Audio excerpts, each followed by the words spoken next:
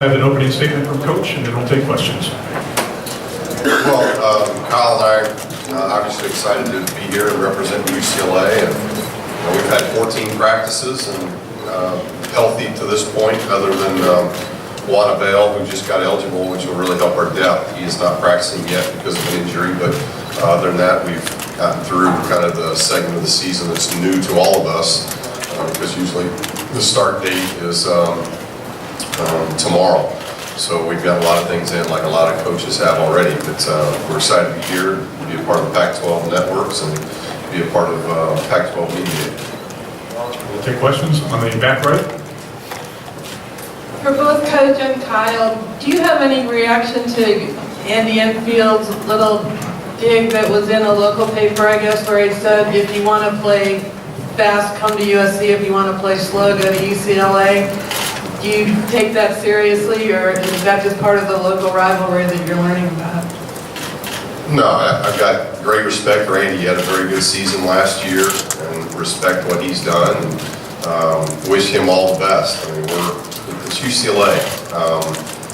We're concerned about building a model program. UCLA has always been about that, and that's our interest. That's my job. That's my undertaking. That I'm trying to. And our staff's trying to develop young men on the basketball court, develop young men in the classroom, develop young men in their character, and try to fulfill dreams that these young men have, because that's what happens at UCLA.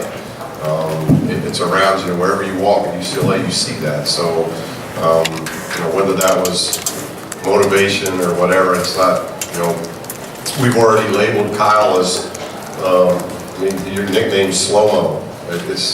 It's not like all of a sudden his nickname's Turbo, but you're going to be hard-pressed to find a better player in our league than Kyle Anderson. So we know what our style is. We're going to be up tempo. We're going to be fast-paced. Kyle would tell you how we play, and the numbers. If you look at my 6 years at New Mexico, those numbers will emulate that. Our worst year offensively was last year, and yet we still won 29 games. It was the worst shooting year we'd had in 6 years. And yet our offensive efficiency would be ranked higher than a lot of the places that you may want to dive into and look at. But over the last 6 years, our numbers speak for themselves on our style of play and how we play and how we teach the game. And that's what we're looking forward to, and those are the things we're trying to control. And Kyle, did it bother you at all, or what's your reaction? No way. I mean, I think it's just up to us to focus on what our team has to do. Pretty much what Coach Harvard said. We know how we play, so I mean, we're not taking offense to that or anything. It's we just got to focus on what we got to do and control what we can control.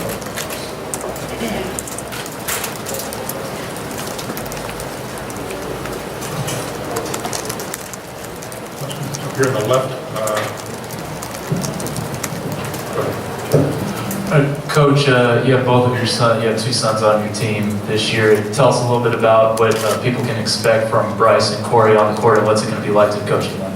Well, it's a lot of fun. One, we've got to be a unique program in that we've got two sets of brothers. We got the Alford brothers and the Ware brothers. So I don't know of anywhere in the country that kind of has that. So it's kind of a unique deal. But I was a coach's kid.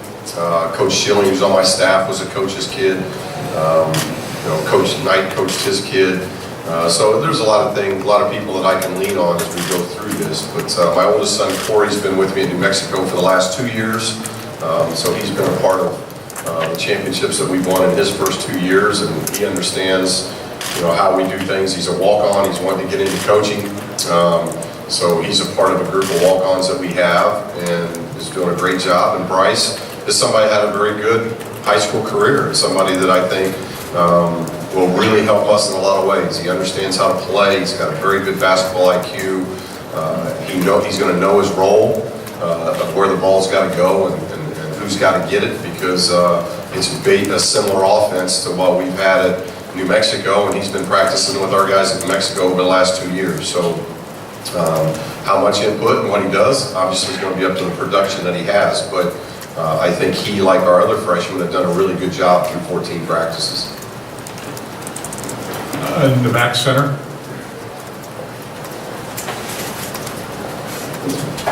Coach, what do you feel may be the most challenging aspect for your team going into this season? I think just making that blend of the veterans and the newcomers, because we're getting ready to take a retreat and those type of things that we're going to talk about, because we've kind of just jumped into the season, because being on quarters, we got back to school and then immediately start practicing, so it's a little different than being on semesters. So we'll take this weekend to really dive into some things and talk about that, but I think one of the big things that's going to happen is like the leadership of the Wares, Norman Powell, Kyle, Jordan, Tony Parker, the 6 guys that were part of a championship last year and have played in the Pac-12 and have played the national schedule. They've got to do a really good job with these newcomers, because the newcomers are going to have to be asked to play. With only 6 returnees, you're going to have to get some good input from some of these new guys. And so the better job they do leading and the newcomers understanding their lead and accepting their lead, I think that's going to be a big part of our success or lack of. If those things mesh together, we've got the talent, we've got the pieces to have a very good year. Right in third row, center. Kyle, you have a very unique skill set. What role with the team do you think gives the team the best opportunity to be successful? Well, I don't think there's a specific role for myself. I mean, I think there are a lot of things I can do on the court. I'm a very good passer. I can get guys open shots. We got a lot of guys that can score the basketball in many different ways. Some games I'm going to be asked to score the ball more, or go inside and rebound more. I mean, it's just a lot of roles I think I would have to take on during the season, and I'm willing to. Just based off the group of guys that we have, it makes it so much easier for me to do my job. And that's it, man. In the center, third row. Hi, Coach. Sarah Gazelle, pac-12.com. We've got a fan question for you from Jonathan on Facebook. And he's asking, do you think you have to, quote unquote, own Los Angeles recruiting in order to have success at UCLA? Well, I think it's all part of it. Obviously, we're in Los Angeles. It's a big recruiting base, and there's a lot of great players, a lot of great basketball talent in that city, and we're going to do our very best to make sure we're securing the individuals that are best for our program and are going to buy into the way that we do things and understand the UCLA way. I'll tell you that UCLA is not for everybody. You've got to understand, walking on that campus, what it's about. It's about excellence. Just about every academic thing you want to throw out, we're top 10 in the country or the world. You look at the history in basketball, there is no greater history or tradition anywhere. So there's pressures with that, there's challenges with that, but with that come incredible opportunities. And it's a blessing. We feel that as coaches. Well, Kyle's from the East Coast. I'm sure glad Kyle's at UCLA. So, I mean, I think at UCLA, it's not just, it starts in Los Angeles, but UCLA is a place that has always been able to recruit nationally, and we're going to continue to recruit nationally. But the Los Angeles area and Southern California obviously is a very, very big part and important part of our recruiting. Back right. Coach, this is for you and also for Kyle. It's not often that a team that coming off a championship is replacing its coach. Do you feel like you're inheriting a finished product kind of team where you can just kind of come in and try and uphold that, or is it a little different because you are taking over a program? And Kyle, also for you, going through a coaching change after that kind of season, is that a surprise at all for you? Well, no, I think it's all new. Our systems, our styles, those things are all going to be new. Communication with the players. There's a lot of different things, obviously, that Kyle probably knows more than I would know in the 6 months it's taken place. And it's not good one way, bad the other. I think coaches, there are so many different ways to get to success, and coaches have different ways of doing that. And Ben has had tremendous success, not just at UCLA, but Pittsburgh, Northern Arizona. His coaching career has been very, very successful. So it doesn't mean that we're the same, doesn't make it right or wrong. I've been in it 23 years now, and had success everywhere we've been, and building programs, and doing what we want to do at UCLA and taking UCLA to the next step. There's some key pieces gone. There's only 6 returnees. It's not a lot of returnees. That's why I say the newcomers and the returnees have to blend very nicely. But the 6 that are returning are extremely talented, and not only are they talented, they're great guys that have bought into the system. They've got both feet in. They're good people, and you combine all those things, and you think you got a shot. But I don't think it's not a turnkey type of thing.